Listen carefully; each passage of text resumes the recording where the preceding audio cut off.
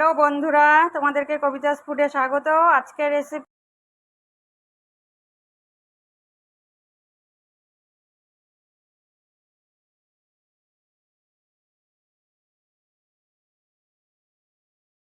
হলুদের গুঁড়ো দিয়ে দিচ্ছি, মেখে নেব।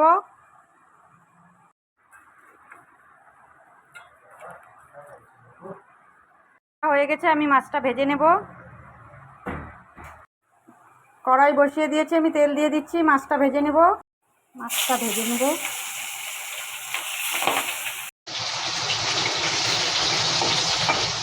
ভাজা হয়ে গেছে, আমি নামিয়ে নেব। ফোড়ন দিয়ে দিচ্ছি আর আলু দিয়ে দিচ্ছি।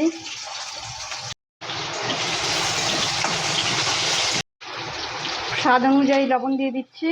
হলুদের গুঁড়ো, 1 চামচ আদা বাটা, 2 চামচ পেঁয়াজ বাটা, দিয়ে দিচ্ছি 2টো কাঁচা লঙ্কা।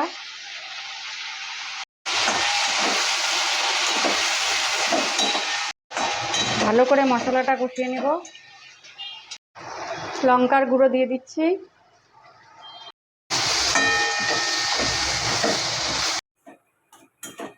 আমি দিয়ে দিচ্ছি 1 চামচ জিরার গুঁড়া।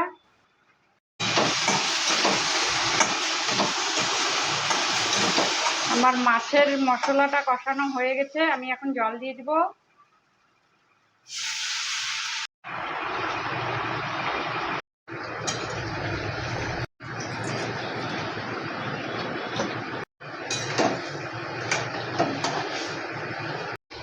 কাতল মাছের ঝোলটা হয়ে গেছে, আমি একটু গরম মশলা গুঁড়ো দিয়ে নিচ্ছি।